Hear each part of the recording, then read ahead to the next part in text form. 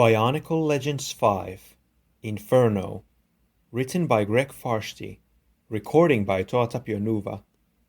Introduction.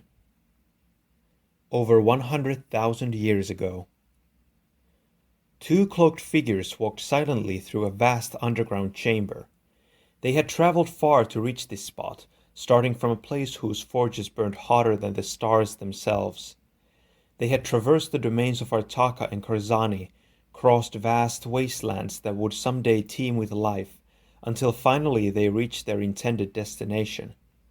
All along the way they were watchful, for the path was dangerous, and the cargo they carried priceless. Their journey had brought them to the center of a large continent. All around them, the biomechanical beings they had named Matoran were hard at work at an assortment of tasks.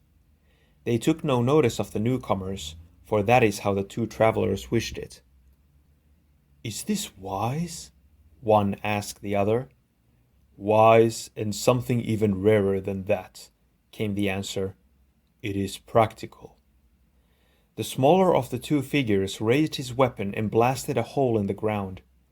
Again, the Matoran took no notice. He fired again, creating the beginnings of a tunnel in the earth. As he did so, his partner stood to the side, holding the golden shell in which their treasure resided. The work of blasting and tunneling went on for some hours, with hours more spent carving a great staircase that traveled the length of the tunnel. At the bottom of the stairs, the grim figure increased the power of his weapon and blasted a huge chamber into existence. "Is this far enough down?" he asked. The second figure nodded. "We wanted to take them time to reach the bottom, but not all of their days." Both figures shed their cloaks. The new chamber was ringed by canals of molten lava, and the heat was stifling. The golden shell was placed on the ground, gently, as the two set to work building a pedestal for it out of a piece of stone. When they were done, the taller figure opened the shell slowly and hesitantly, as if its contents might explode. "Be careful," said the other. "You remember what happened the last time someone touched it."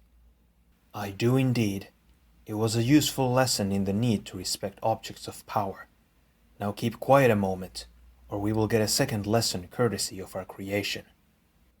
Unlimbering special tools, the figure pried apart the shell to reveal a Kanohi mask inside.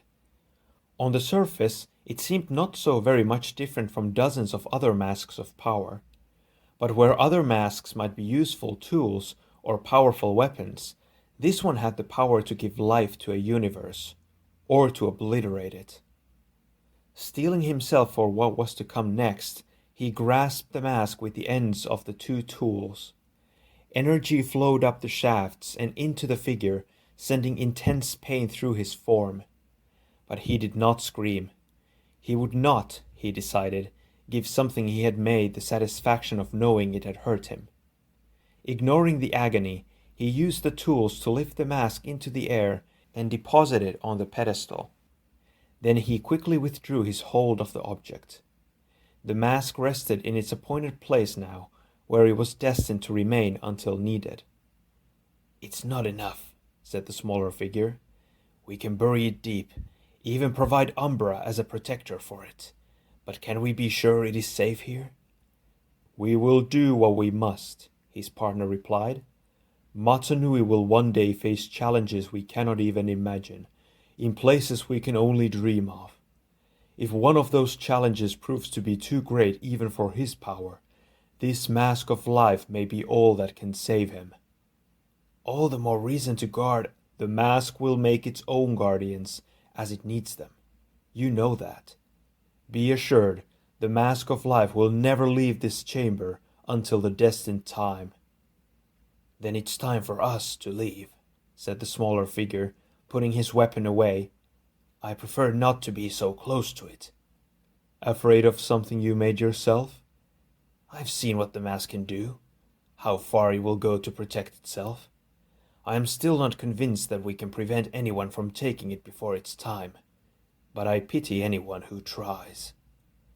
With a final look at the mask of life, The two figures departed the chamber and started the long climb back to the surface. This would be their last visit to the continent, and though their passage went unnoticed, they and their kind were not unknown. In centuries to come, Matoran would speak in wonder of the great beings who brought Mata Nui into existence and charged him to watch over the universe. And the Mask of Life? It would be taken from its chamber only once in 100 millennia. When it was seen what the mask could do, it was swiftly returned with a mixture of gratitude and horror.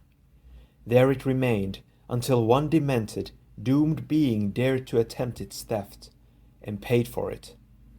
Now mask and mad being lurk down below, waiting for the day someone else will attempt to summon the energies of the Mask of Life. Waiting until now. End of introduction.